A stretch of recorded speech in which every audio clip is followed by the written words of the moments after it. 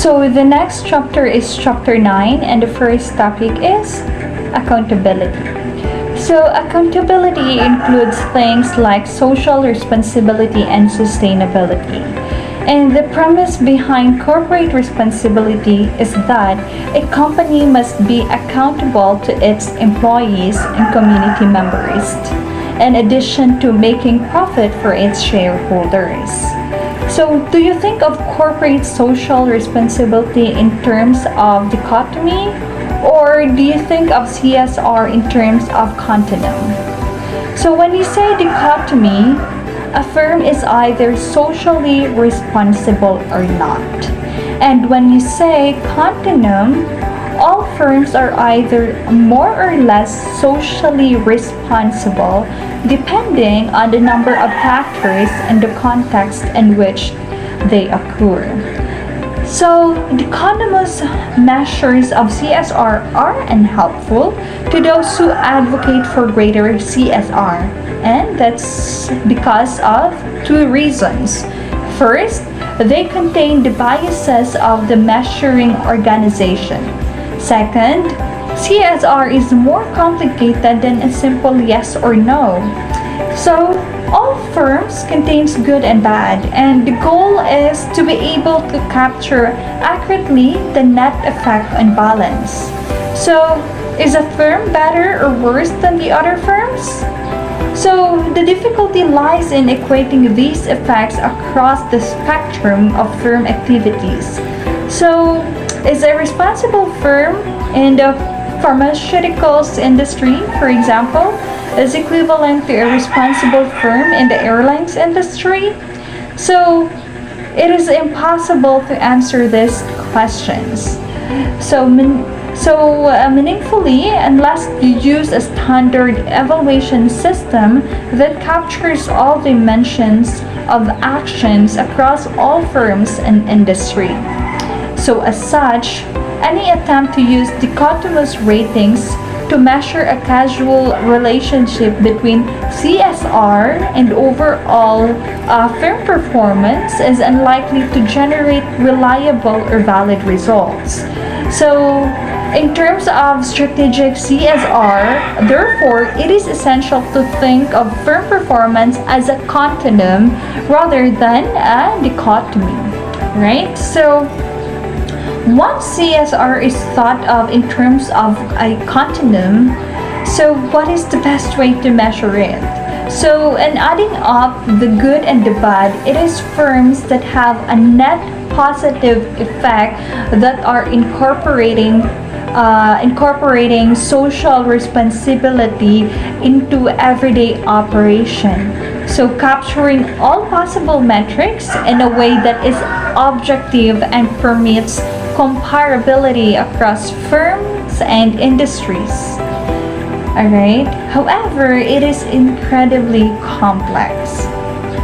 So, the next topic is defining CSR.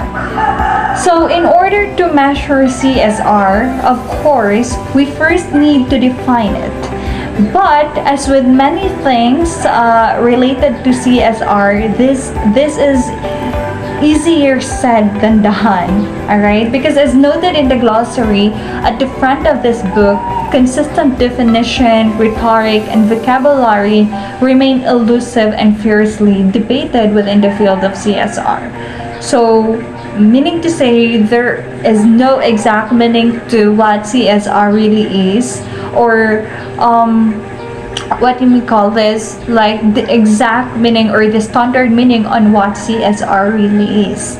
So right now, we are in a free-for-all in which CSR means whatever a company wants it to mean.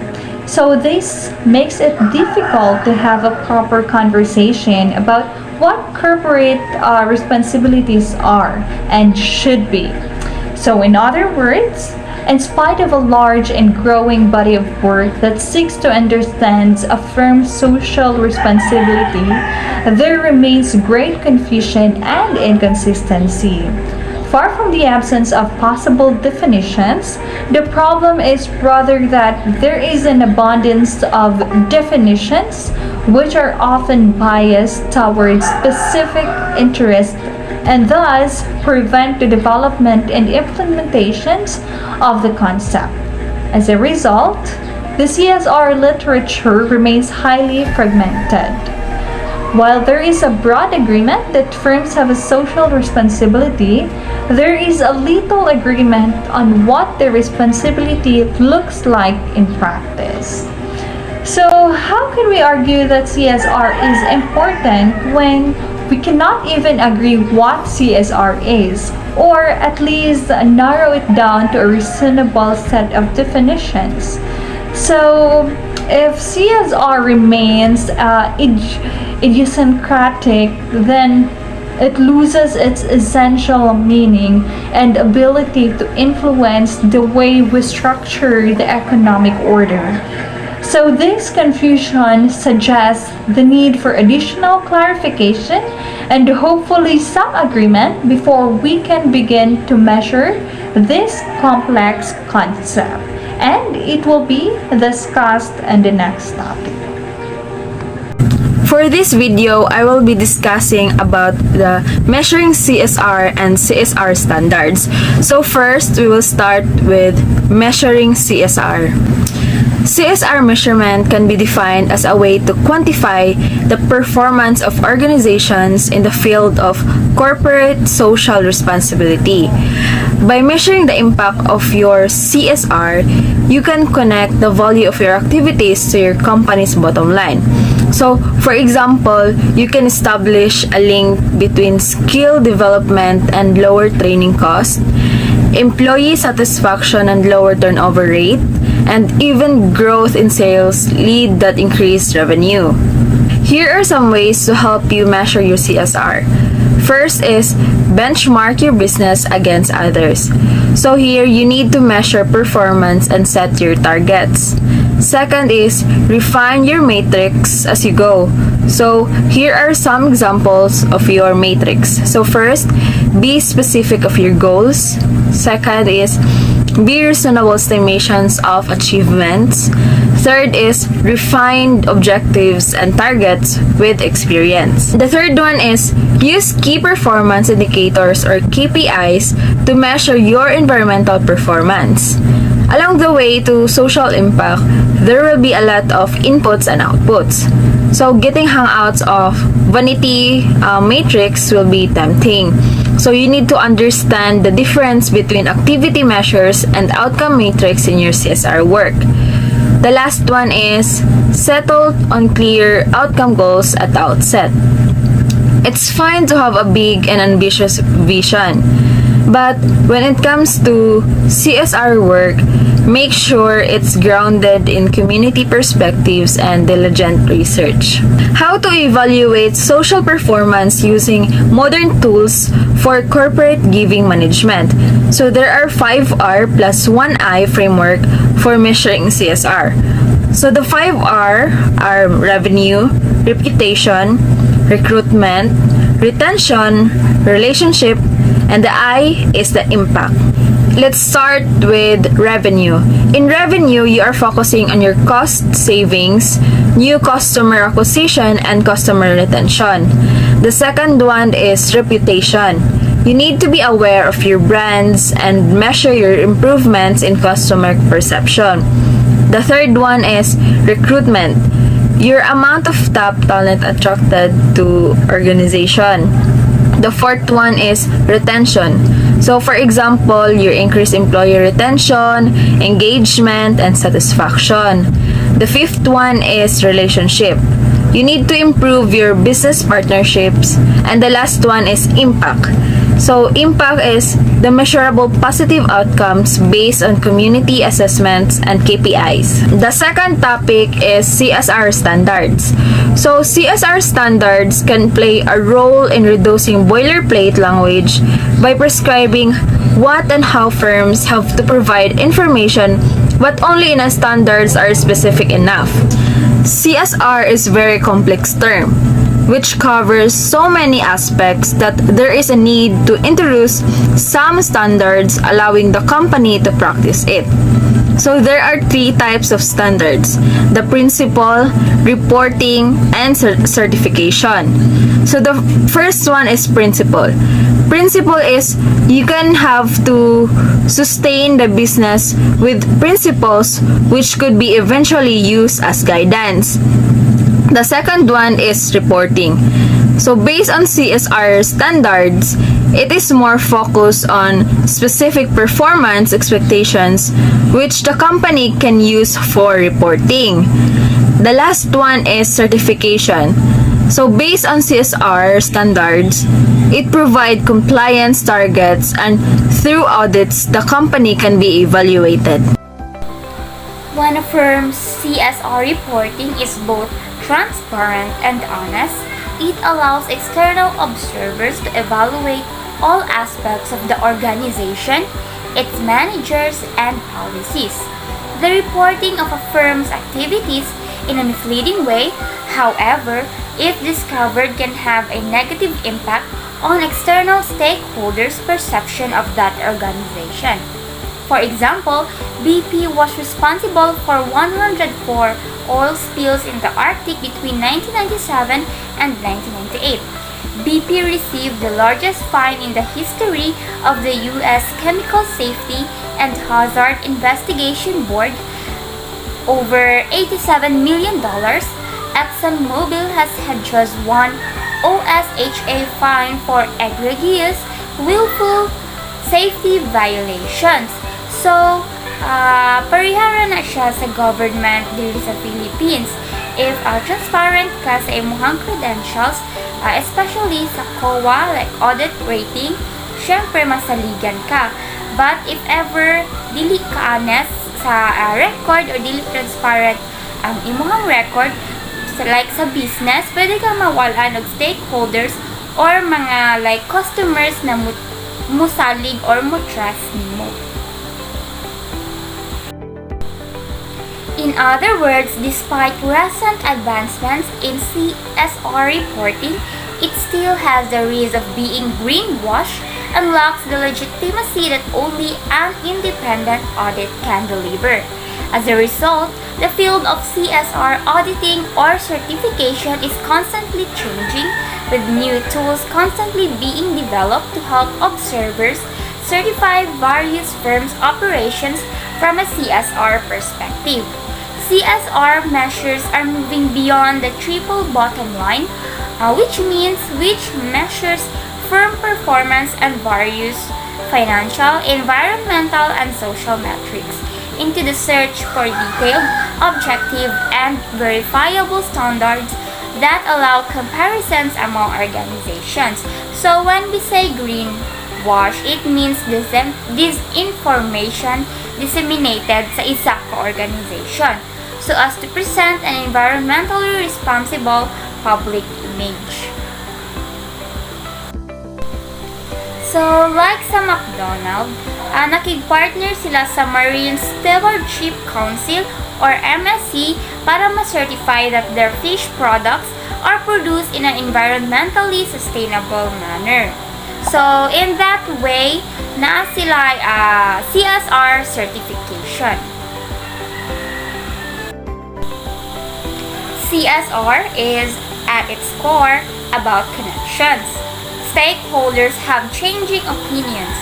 You may be punished today for complying with their demands from yesterday. Building those connections and finding solutions to the problems that arise along the way is more of an art than a science. It doesn't lend itself well to a standards-based approach, unfortunately. In the absence of a universal standard that can measure performance, CSR reports remain focused on processes rather than focusing on outcomes. CSR labels. Beyond standards and certifications, the third step in the reporting process concerns the disclosure of goals and progress to external stakeholders, in particular, consumers. This usually involves a product label of some sort, ideally accompanied by the logo of a respected certifying auditor, which is either attached to the product or advertised at the point of sale. The goal is to convey some sense of the standards passed in order to earn the gold star, letter grade A, score of 5 out of 5, or whatever method is used to convey CSR quality. For example, a Whole Foods supermarket. So they use a color-coded rating program to assess and support sustainable seafood products. So ang color-coded rating program are green, yellow, or red rating. So green indicates the species is relatively abundant and is caught in environmentally friendly ways. Yellow means some concerns exist with the species status or the methods by which it was caught. And a red rating means the species is suffering from overfishing or the methods used to catch it harm other marine life or habitats. So Whole Foods also announced on Monday that it will end sales of red-rated species by Earth Day 2013.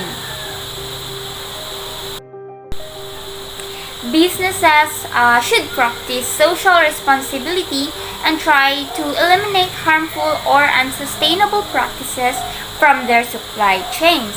Economics gives us a market-based strategy to obtaining these results by accounting for all costs in the pricing of goods in the absence of an overnight conversion by all enterprises. So in conclusion, the CSR label is a quality seal. It helps the consumer to find and buy products which comply ISO 26000 International Standard on Social Responsibility. So this label has to communicate clearly what it stands for to allow an image transfer. Products and services marked with the label get an additional quality sign which has a positive effect on the product and the producer. So all products with a CSR label, Be Responsible, are corporate social responsibility certified. They comply with the regulations of the Austrian standard based on the ISO International Standard on Social Responsibility. Moreover, perceived CSR motives serve as a mediator between an external CSR label and corporate credibility and brand attitude respectively. Important tayo sa company to have a socially conscious image because it will strengthen the credibility and transparency of their global initiatives and their social and environmental impact. Kay if dili, dako kay siyang problema sa stakeholders and sa particularly the consumers. So, CSR certification and CSR labels are very important. Another topic that we're going to tackle is about pricing CSR. Pricing CSR, the value of firms of being able to define and measure CSR is threefold. It allows them to set goals, it allows them to measure progress, and it allows them to communicate that progress to various stakeholders. A perfect example of both the complexity of measurement and the benefits of communication is the work that is being done by Walmart and other retailers, including Gap, JCPenney, Levi's Strauss, Nike, Marks & Spencer, Adidas, H&M, and many more, to create a standardized eco-label for all products. More than 200 clothing manufacturers and retailers have joined together to create an industry-wide sustainability rating. The Eco Index will assess the environmental impact of products along their entire life cycle chain. Each product's impact is assessed across 6 stages: materials, packaging, assembly, transport, use, distribution, use, and service. Another is the life cycle pricing.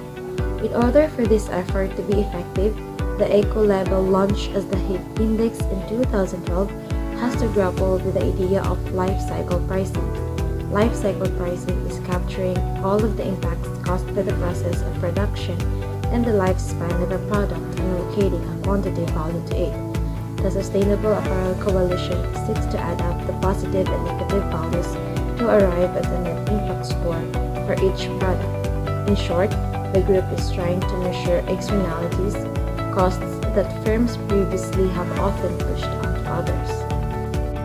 So, if prices reflected all costs, including ecological costs spread across generations, the world would not face sustainability challenges, at least in theory. Life cycle pricing, therefore, attempts to eradicate the idea of an externality by incorporating or internalizing all costs within the final price of the product. So figure 9.1 presents the 6 stages life cycle framework. These are the materials, extraction, materials processing, product manufacturer, wholesale or retail, purchase, consume, disposal or recycle. Between each stage, there are transportation and storage, as well as inputs of energy, materials, and other resources used in the processing that occurs before and after the transition. Each stage also generates outputs, such as waste materials and other forms of pollution. Life cycle pricing supports the development of an economic model that is no longer founded in waste. In other words, the price of a product should include not only the cost of production with no externalities, but also the cost associated with replenishing the raw materials used and disposing of or recycling the waste after consumption. Attempts to put a price on carbon reflect this process either through a carbon tax or cap and trade program, while firms' efforts to develop product-specific carbon footprints provide a possible means of implementation. Another is the circular economy versus life cycle pricing. Most organizations today operate in the linear economy, which is based on take, make, dispose model. Example of this is a light bulb company take resources like glass or metal to manufacture its product. Then, the company makes the bulb and sells it to a customer like us who uses it. But once the light bulb burns out, we dispose it right away. But that's not the case. In circular economy, they treat materials like they are finite. They don't just recycle products, but maintains ownership of them all along. When we talk about circular economy, it means running the economy like nature runs its own business. While life cycle pricing is capturing all of the impacts caused by the process of production and the lifespan of a product and allocating a quantitative value to it or incorporate all costs into the final price that is charged for a product. In other words, while the circular economy encourages revision through propaganda within the boundaries of the existing distorted market, the life cycle pricing seeks to correct existing market distortions through a more direct intervention, often attacks, to account for costs that the market otherwise ignores. When these costs are factored in, the market becomes more free, rather than being held within the confines of existing market mechanisms. So we have here the advantages of circular economy: less extraction of virgin raw materials, reduced consumption of fossil fuels, extending the useful life of products through actions such as recycling, decrease in waste generation, innovation and economic growth, allows for a change in consumption habits, greater independence in terms of imports, and agility in supply and creation of new jobs. There are also disadvantages of the circular economy: lack of regulations governing legal competition among companies, lack of environmental awareness on the part of suppliers and clients, economic barriers in access to financing, technical skills and abilities that are not yet present in the workforce, presence of waste that is difficult to recycle and transform, and lastly, consumer acceptance problems. Let's talk about the free market. What is free market? The free market is an economic system with little or no government control. It is a summary description of all voluntary exchanges that takes place in a given economic environment.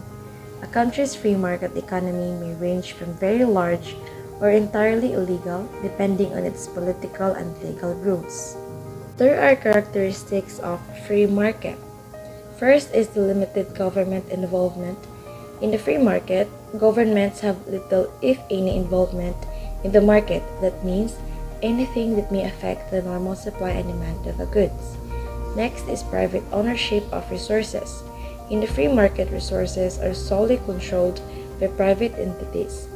Government does not control any business, with its resources limited to its core functions such as defense, policing, and the rule of law. Another is the freedom of choice. That means that there are no regulations and you are free to choose to drink and eat unhealthily without a tax to disincentivize consumption. Another is competition. In a free market, there are not so many barriers to entry. Regulations can prevent new firms entering, whilst minimum wage laws can put pressure on small businesses. These, among others, restrict not only new competition, but also puts pressure on existing firms in the market. Another is the relies on prices. Prices are what drives a free market and makes it function effectively. The price of a good sends a signal to the customer. The customer then sends a signal back by either purchasing or not purchasing. If the business is not selling the product, it may reduce the price and go through the same feedback mechanism. Another is self-interest. Individual cooperation. Free markets are based around the core concept that individuals should be free from coercion. That means regulations can be made if they are done on a cooperative basis. In a free market, an economic transaction is between the buyer and seller and nobody else. There are also advantages and disadvantages of a free market. The advantages of free markets are efficient allocation of resources. The free market allows for supply, demand, and prices to all work in tandem. This means that when demand falls, producers know they need to change. Number 2, competition. In the free market, there are no rules or regulations, meaning there is not only competition from domestic firms, but also the whole world. Number 3, innovation and economic growth. In a free market, the incentive for profit drives people and businesses to create products that consumers want. If they don't, they will go out of business. Number 4, more choice. Free markets create additional competition not only domestically, but also from abroad. In turn, that creates more choices for the average consumer. At the same time, there are thousands of consumers with different tastes and preferences. If there is a profit to be made, those preferences will be catered to. We only need to look at the wide variety of cereal brands that are available today as an example. Number 5, absence of red tape. A free market has no regulation or other restrictions that can make it hard to start and maintain a business. This helps to increase the flow of new businesses entering the market, thereby creating a greater competitive environment. The disadvantages of free markets are: Number 1, monopolies. There are natural monopolies such as utilities, sewer services, and train lines that present a big issue to free markets. For example, a utility company may need to create a whole new supply network to customers' houses, something that is economically inefficient.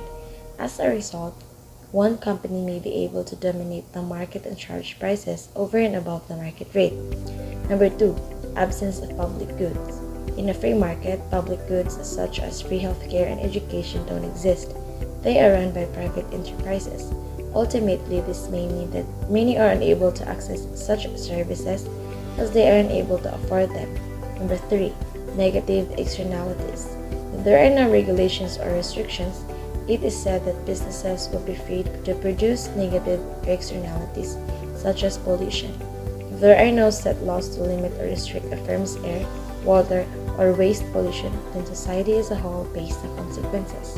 The conditions for a free market. A number of conditions are necessary to satisfy the textbook definition of a free market.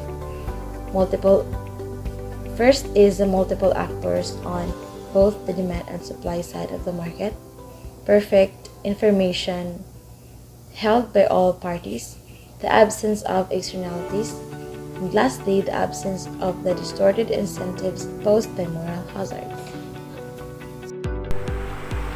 In addition, by removing government regulations, the nature of the free market forces businesses to provide superior products and services that address consumers' needs. A free market economic system also helps sellers to create affordable prices for everyone. Free market economies allow business owners to innovate new ideas, develop new products, and offer new services.